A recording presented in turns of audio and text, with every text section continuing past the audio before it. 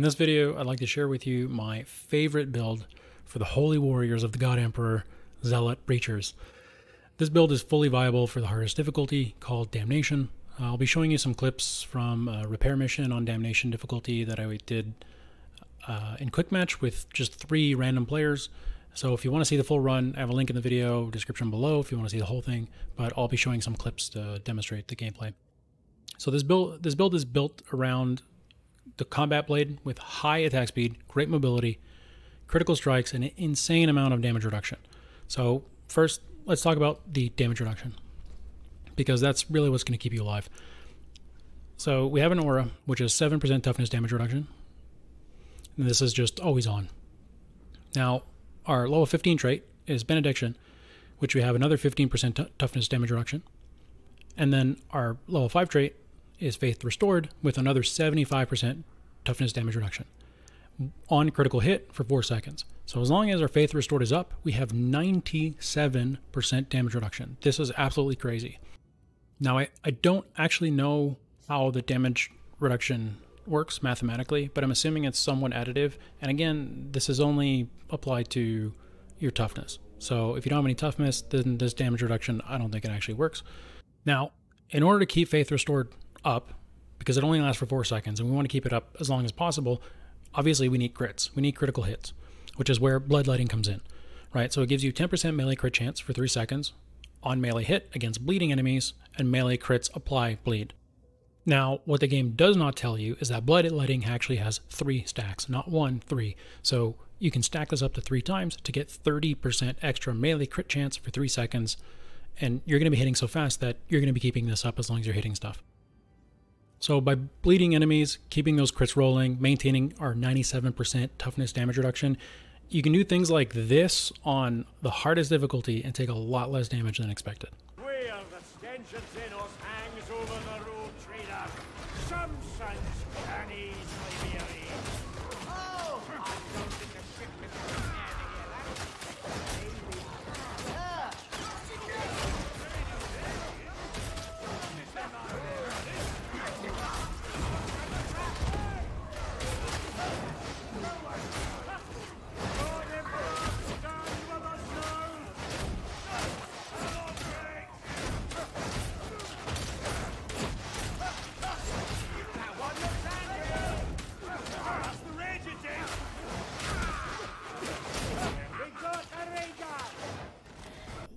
Now let's talk about our level 20 trait, Thy Wrath Be Swift, which gives you a lot more mobility than you might think.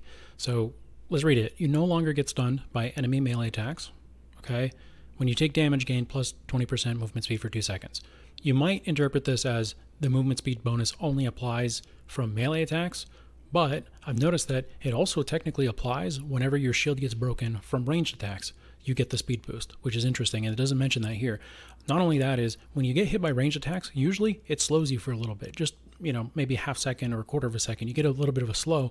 For some reason, this trait removes that slow. You don't get slowed by range attacks anymore. Now, if there's a gunner shooting at you, you're still going to get knocked back. So that's, you know, that's still a part, but I don't know exactly what's going on. Maybe this talent is nullifying the slow from range attacks. I don't know. But the great thing about the melee attacks not being stunned is you won't get interrupted when you're swinging your animations. If you swap to range weapon, whatever, you're not going to get stunned. And the nice thing too is that it won't stun your main ability, which is Chastise the Wicked. So let's say you're in the middle of fighting a group and you want to use Chastise the Wicked to move. If you get hit by a melee attack, you'll get stopped in your tracks, and that really sucks. So this prevents that. Now at level 25, we go with Rising Conviction for 4% extra damage for 5 seconds on hit, max 5 stacks. You're going to hit so fast that you're pretty much going to be permanently at 20% damage increase. This is just a huge damage bonus. At level 30, really it's up to you. You're going to crit a ton. You're going to crit nonstop, and so this is great because your ability gets refreshed very, very quickly because you're critting constantly, especially on big hordes. Like, you can use your ability maybe 3 or 4 times in just one horde, and it's great. I've also tried to use Fury of the Faithful, 20% attack speed. It's pretty fun. You swing a lot faster, and your attack speed just goes crazy. Having 2 charges with Purge Your Wicked is nice too. This is, again, it's up to you. So far, I've been preferring running Invocation of Death, though. All right, let's move over to the cornerstone of the build, the Combat Blade. So because of the random nature of acquiring items, you're just going to get whatever Combat Blade the game gives you. So just use the best one that you have and make do. That's really what it comes down to.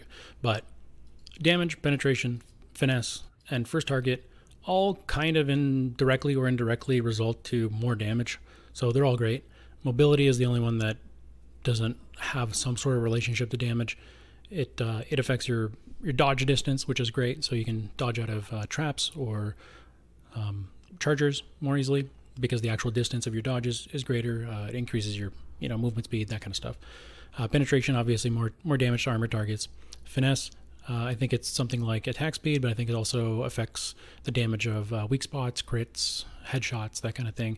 First target affects the damage on your first target, your first hit, and I think it also affects the stagger, the amount that the target gets staggered. So all this is good. All this is great. When it comes to these two passive traits, there's the percentage ones.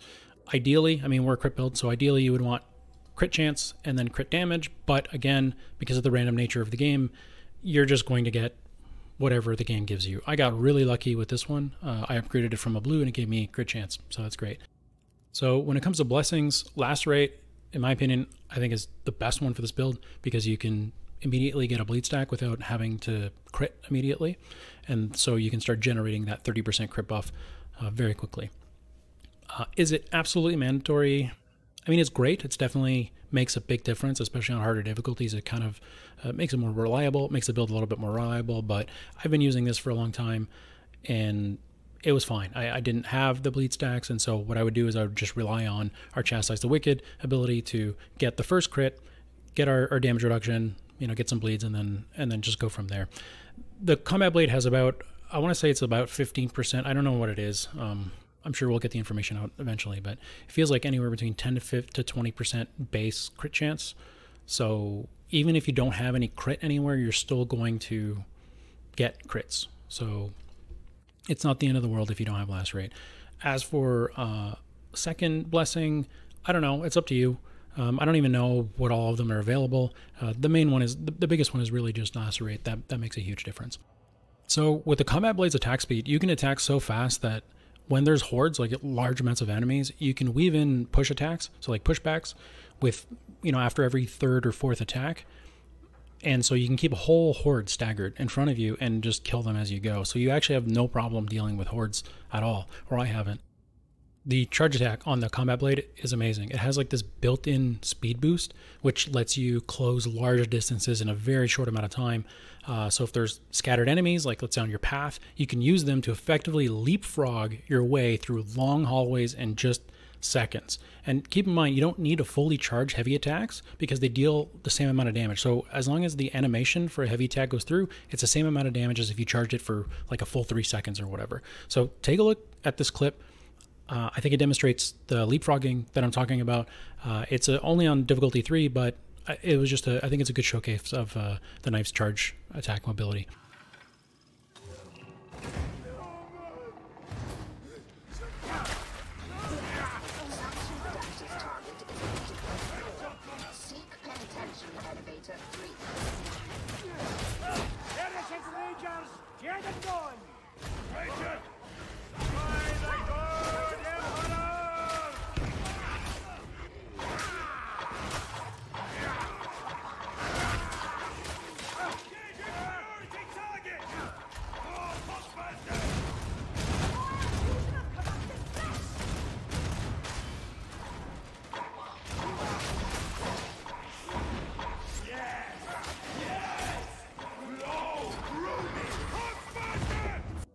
All right, so now let's take a look at the secondary weapon.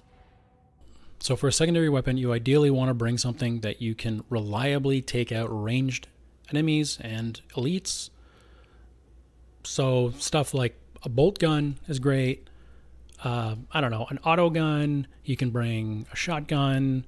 Yeah, a shotgun can kill stuff pretty decently at range. Surprisingly, you can bring a las gun, whatever you want. Anything that you are comfortable with that can handle enemies at range, you want to bring. I've been using the bolt gun. I'm really enjoying it. I love it. It's probably my favorite secondary so far. Probably a close second would be the shotgun. So now you might be thinking, hey, Zealot Preacher is mostly a melee class. Does it really matter what secondary weapon I bring? Can't I just bring like a flamethrower? Look, in lower difficulties like level 3 or less, I would say bring whatever you want. It doesn't really matter. You'll be able to get by. It's not a big deal. But in higher difficulties, so I guess it's Heresy and Damnation, so difficulty 4 and 5, especially the hardest difficulty 5, you'll get in situations like this, where you have 1, 2, 3, 4, 5, 6, 7, 8, 9 elites highlighted here. There's another 3 or 4 in the back that you don't have highlighted. On top of that, there is tons of normal enemies down there in the bottom that are ranged enemies that are getting ready to shoot you. But, you know, when it's this, like, yeah, we just gotta take them out with the guns.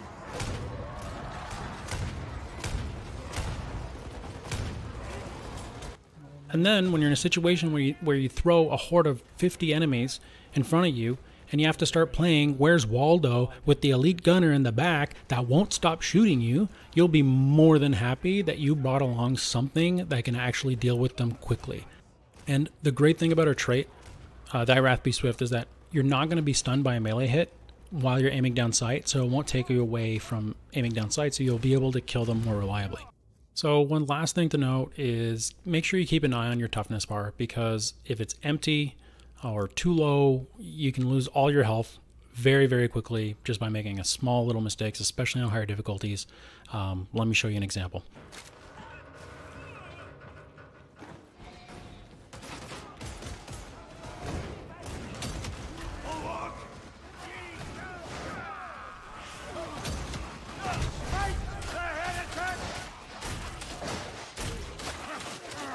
I took a lot of damage there, unfortunately.